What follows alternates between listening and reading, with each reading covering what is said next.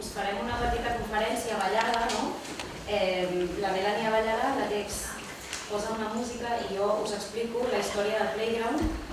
És una història molt personal, no? Perquè ens hem trobat en molts casos amb falta d'informació, no? I per tant hem hagut de nosaltres anar descobrint a la nostra manera la història d'aquestes estructures des de l'origen fins a l'actualitat.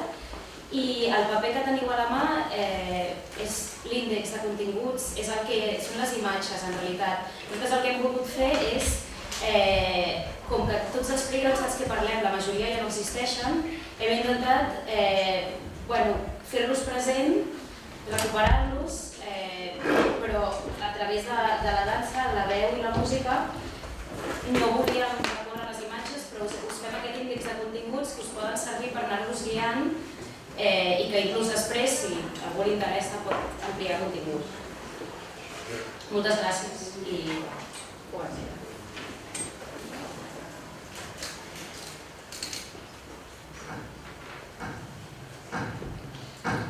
Història ballada de Playground. 1. 1880-1930, orígens del Playground. Els primers playgrounds van aparèixer a finals del segle XIX a ciutats industrials d'Anglaterra, Alemanya i els Estats Units, com una conseqüència de la revolució industrial que va portar al desenvolupament del capitalisme modern.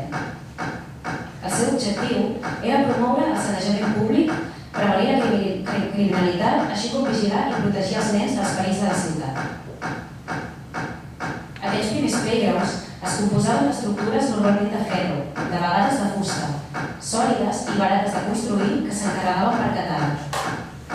Eren com gimnasos a l'aire lliure i hi havia elements tan habituals en els playgrounds actuals com els gronxadors, les balances o els tobogans. Però aquells playgrounds de finals del XIX eren molt més grans que els que tenim ara, també molt més complexos. Cada estructura estava pensada per acollir molts nens.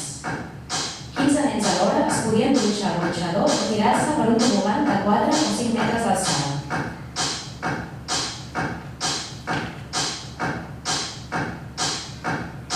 Tobogan. El tobogan sembla una versió reduïda de les atraccions de descens com la muntanya russa. La muntanya russa té origen a Rússia al segle XV, en el que s'anomenaven les muntanyes de gel. Aquestes consistien en un pendent de gel de més de 20 metres d'alçada, suportat per una estructura de fusta per la qual es lliscava a tota velocitat amb un trinet o amb un bloc de gel. Al segle XX es va comercialitzar la primera muntanya russa pràcticament com la coneixem actualment. La diferència entre l'atracció i el tobogan és que l'energia del motor que activa la primera s'ha de fer amb el cos en l'altra per pujar les escales i impulsar-se pendent avall per tenir la sensació, encara que mai vegada, de caiguda.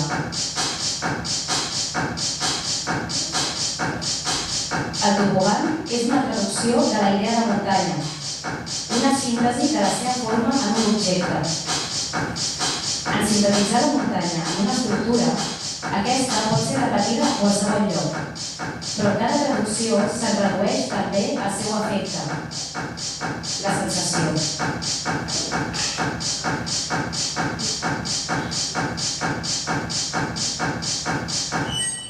Gronxador. A la Grècia antiga, el gronxador era l'element principal dels rituals dedicats a Dionís, déu de la fertilitat, del vi i del teatre, que moria cada hivern i renaixia cada primavera. Aquest renaixement cíclic, acompanyat de la renovació estacional dels fruits de la terra, es representava en les festes de la primavera amb el ritual dels gronxadors.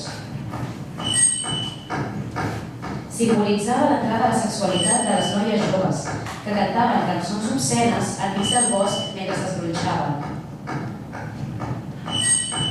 En aquest cas, el moviment del gronxador sintetitza el cicle vital d'una banda i el moviment de l'acte sexual de l'altra. Potser per això, una noia gronxant-se enmig d'un bosc és la imatge de la sensualitat que pinta Fragonard l'any 1767. A part, el moviment repetitiu i cíclic del gronxador, que recorda el moviment dels valencians vecins o el bressol de la mare és molt relaxant i potser per això és una de les estructures bàsiques dels playgrounds tradicionals.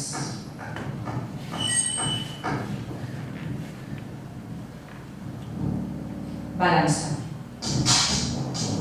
Podria ser que moltes atraccions naixessin de desvincular el funcionament de les màquines i dels aparells de la seva utilitat o context, per utilitzar-les per generar experiències físiques desconegudes fins aleshores.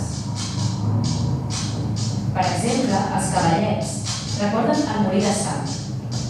Segurament molts nens, per divertir-se, pujaven sobre l'animal que donant voltes al molí movia el mecanisme de la mola convertint el blat en farina.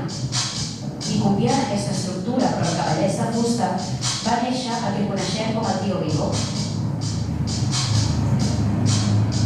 Aquest també pot ser el cas de l'estructura de la balança en els playgrounds, que és a mig camí entre una grua i una balança romana. Alhora, també recorda a la talaia. En el cas de l'atracció, és el motor qui genera el moviment de l'estructura i no pas el pes contingut en les cabines. A les balances del playground, en canvi, el moviment de l'estructura sí que funciona segons es reparteix el pes dels cossos a cada costat de l'eix, com en una balança romana.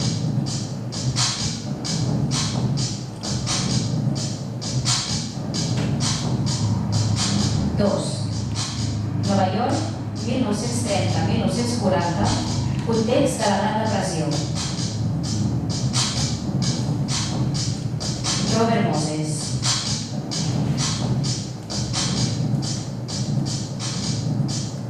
L'any 1934, Robert Moses va agafar el càrrec de Parc i Jardins de Nova York en el context de la Gran Depressió i amb el suport econòmic del New Deal. Els playgrounds de Robert Moses tenien entre 1.200 i 12.000 metres quadrats i estaven equipats amb àrees de joc, piscines profundes amb sistemes de floració, salons de joc interior amb sistemes de calefacció i pistes de bàsquet. A les àrees de joc infantil hi havia les mateixes estructures bàsiques que en els primers playgrounds de finals del 19, tobogans, gronxadors i balances. També eren de ferro, però molt més petites. Moses va ser el primer que, per controlar l'activitat i l'emoció dels nens en jugar, va dividir les àrees de joc per edat i sexe, va reduir les dimensions de les estructures, les va separar al màxim entre elles i les va aïllar del context de la ciutat amb tanques.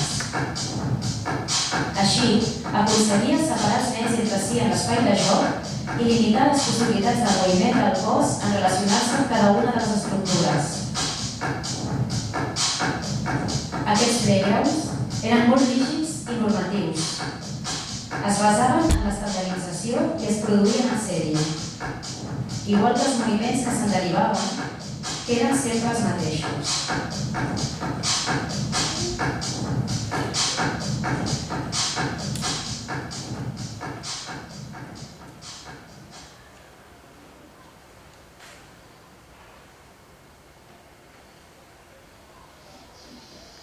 Isamu Noguchi.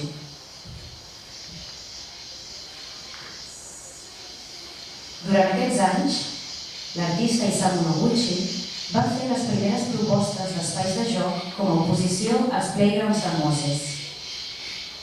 Però aquestes propostes no es van arribar a realitzar mai perquè Moses no ho va permetre. L'objectiu de Noguchi era reemplaçar els playgrounds tradicionals formats per tobogans, gronxadors i balances per propostes alternatives que donessin importància al contacte directe i equilibrat amb les estructures.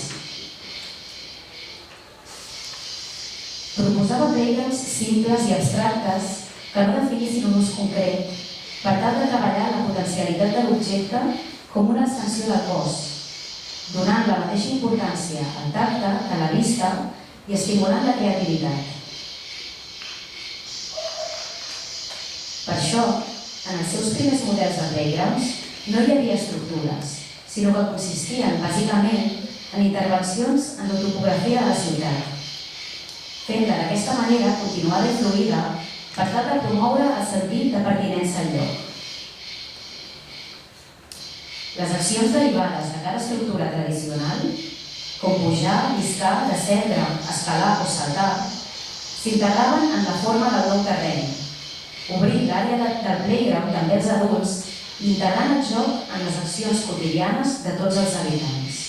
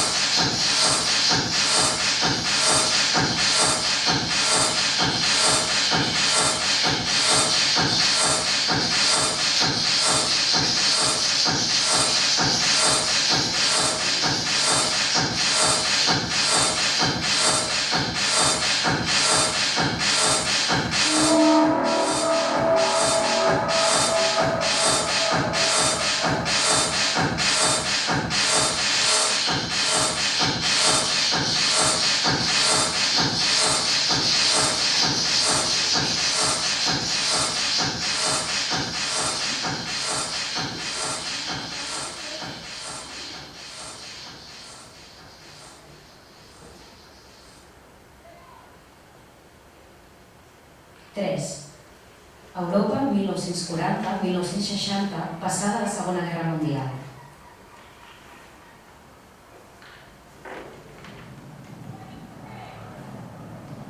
Després de la guerra, es va començar a pensar en una forma d'educació que ajudés a desenvolupar el pensament crític i la creativitat. És per aquesta raó que va agafar importància al joc lliure, que consisteix a no conduir el joc infantil i a donar valor als impulsos naturals del nen, permetent un tipus d'activitat sense finalitat i deixant lloc a l'avorriment. A part, es van utilitzar els playgrounds com una manera de controlar la delinqüència infantil i com una eina pel desenvolupament d'una societat més igualitària i democràtica.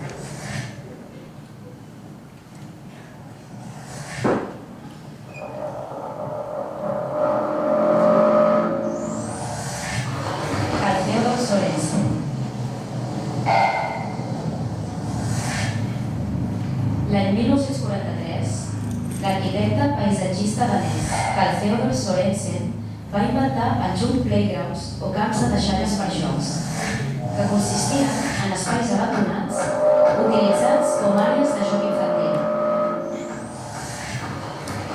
El primer d'aquests playgrounds es va instal·lar en un solar abandonat de Copenhague, després d'enderrocar un edifici. Amb els materials de construcció que havien sobrat, es va preparar l'espai com un camp de joc en el qual els nens poguessin ser completament lliures.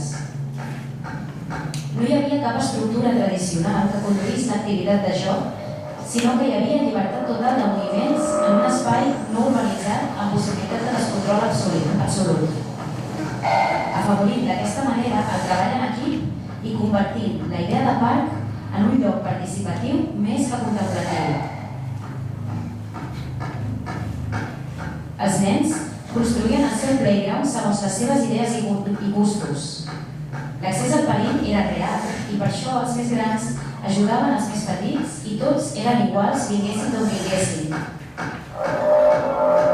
De fet, els adults hi tenien l'entrada prohibida i per vigilar que ningú es fes mal, hi havia sempre un educador que els assessorava en el que volien fer. Els Junk Playgrounds eren com un petit model de societat utòpica.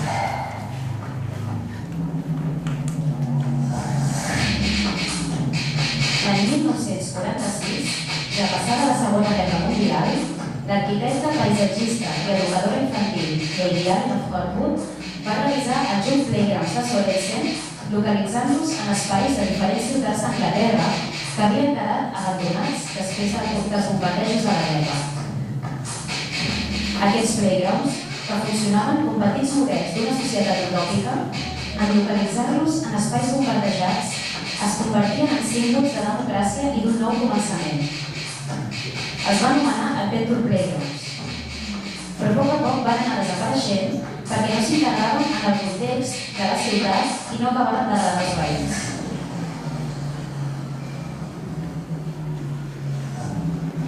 L'any 1968, l'artista danès Paul Nielsen va proposar el model, un model per a una societat qualitativa. Una obra que donava una volta més a aquest tipus de playgrounds, instal·lant-ne un a l'interior d'un museu per convertir un espai convencional i no adaptat en una zona de joc basada en la idea de joc lliure, per humanitzar l'estructura rígida del museu.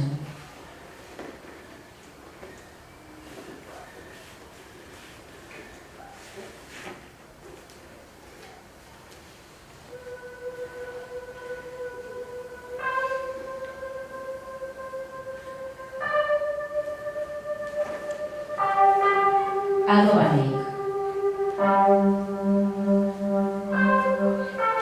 L'any 1947, l'arquitecte holandès Aldo Van Eyck va entrar al Departament d'Obres Públiques d'Amsterdam, posant una especial atenció a la construcció de playgrounds. Les seves propostes es realitzaven amb el mínim pressupost que es localitzaven en zones abandonades després de la guerra. Els seus playgrounds eren oberts, delimitats únicament per vegetació, bancs o diferents tipus de paviments. Hi havia el mobiliari que ell mateix dissenyava, compost de sorrals, estructures de metall per tombarelles i peces cilíndriques de ciment per seure, escalar o saltar. Aquest mobiliari era molt bonic i pràcticament invisible, ja que el material del que estava fet quedava sempre a la vista, de manera que s'integrava perfectament en l'entorn. En aquests playgrounds no es definia una forma de joc concreta, però es proposava un tipus d'activitat controlada i reflexiva, deixant pas a l'avorriment i als moviments instintius del nen que se'n podien derivar, estimulant la seva creativitat. Van Eyck considerava que el joc no havia de tenir límits dins la ciutat, que aquesta havia de ser un playground tota ella per nens i per adults. Per això, el que més li agradava eren els dies de neu, quan tota la ciutat s'unifica sota blanc, convertint-se en un playground infinit.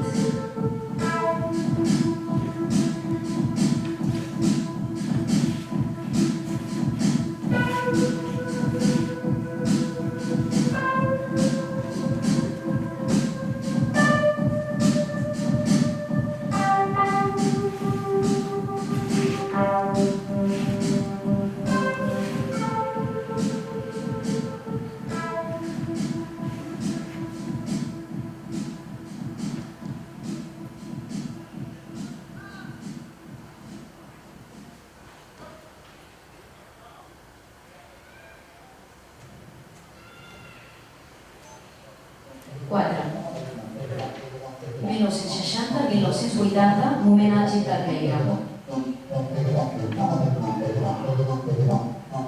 L'efecte del baby boom després de la Segona Guerra Mundial i l'assentament de la societat de consum converteixen aquesta etapa en el moment àlgid de la construcció de playgrounds, ja que eren necessaris no només els centres de les ciutats, sinó sobretot els nous barris perifèrics construïts en massa a causa de l'augment de població.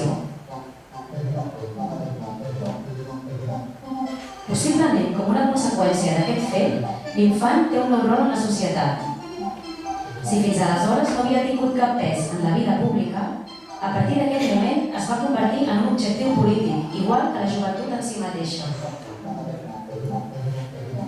D'altra banda, és l'època del moviment Do It Yourself, que promovia la implicació personal i l'ús de les habilitats pròpies en qualsevol aspecte de la vida quotidiana, com una manera d'adquirir competències materials i de lluitar en contra de l'efecte de la societat de masses, en la que no es produeix res amb les mans i on tota l'educació apresa a l'escola és en termes abstractes.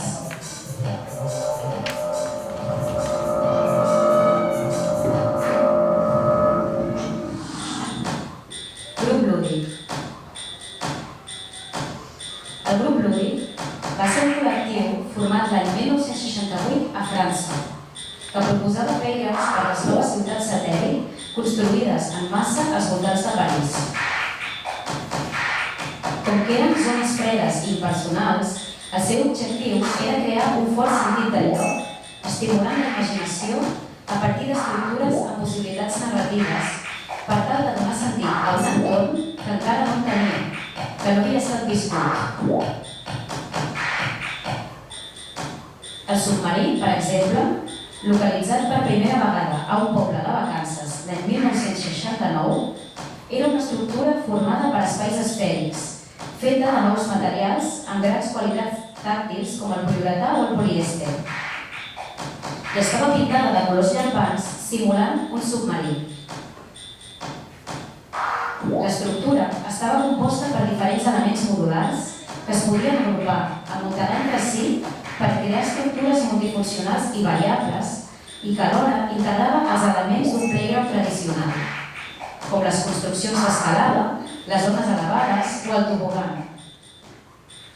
Feia referència a un entorn marí, de manera que en jugar es convertia la resta de la ciutat en el fons del mar.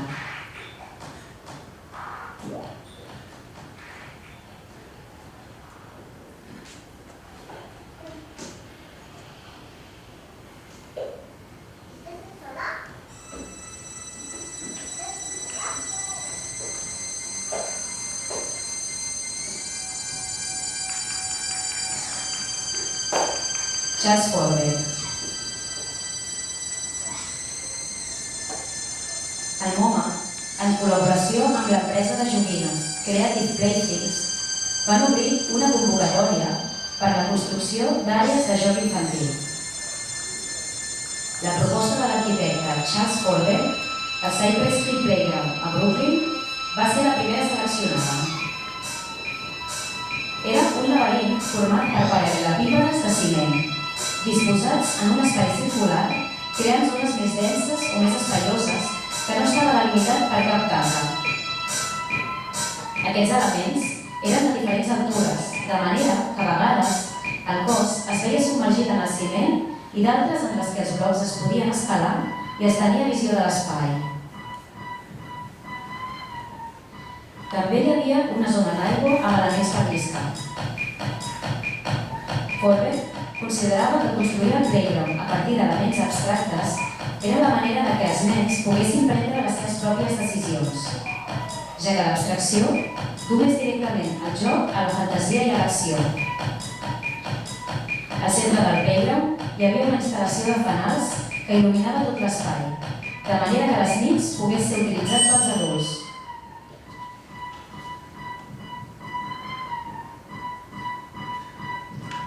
I encara que al començament, totes les institucions que havien participat en la construcció d'aquest playground estaven molt satisfetes amb el resultat i fins i tot van guardar els mobles que s'havien utilitzat amb la idea de poder reproduir-lo en altres localitzacions, a la llarga es va veure com un espai massa dur per ser una àrea de joc infantil. Així que actualment no existeixen i al seu lloc hi ha un playground compost per estructures de joc tradicionals i encarregades per catàleg.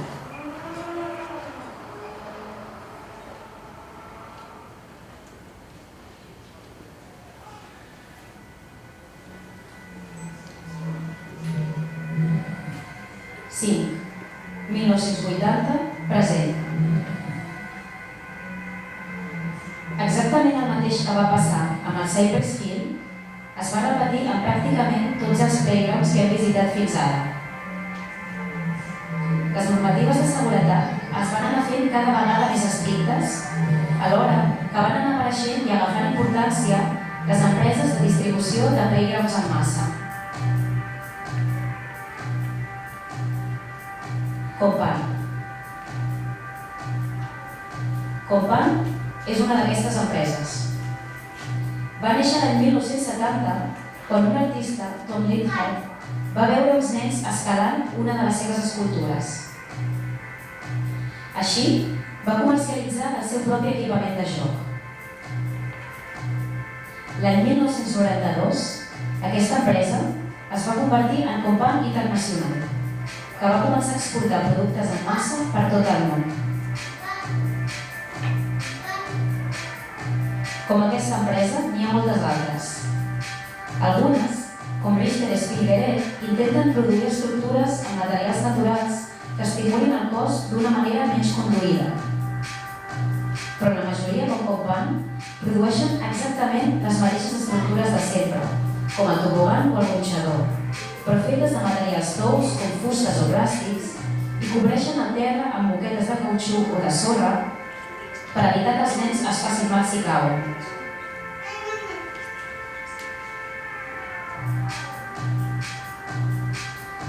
Aquestes empreses, juntament amb les normatives de seguretat, s'han carregat la possibilitat de pensar en la construcció de playgrounds específics. No a tot arreu, però sí a la majoria de països. Fer-ho no és impossible, però sí exageradament car. És molt més fàcil encarregar per catàleg equipament de joc a una d'aquestes empreses que ja compleixen la normativa i venen amb tots els certificats de seguretat inclosos. D'aquesta manera, hem arribat a la situació actual en què el mateix playground es pot trobar aquí, a Barcelona, repetit diverses vegades i a l'altra punta del món. Aquestes zones de joc prefabricades han aconseguit una forma de jugar més segura i universal, però menys natural. I jugar s'ha convertit en una experiència prefabricada en la que es concedeix al nen la il·lusió de llibertat i de falta de supervisió.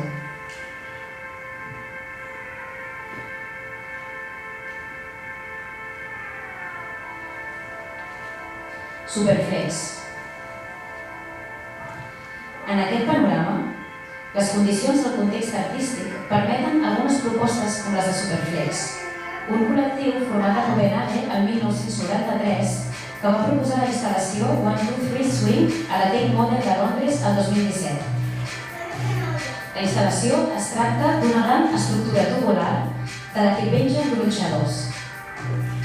A partir de l'acció col·lectiva de gronxar-se, es produeix l'energia per mantenir l'espai actiu durant el dia i la nit. Superflex pensa el playground com un espai en el qual el joc podria esdevenir productiu, com una manera de combatre l'apatia i la crisi econòmica a través de la diversió, però no replanteja la relació entre el cos i l'estructura de joc.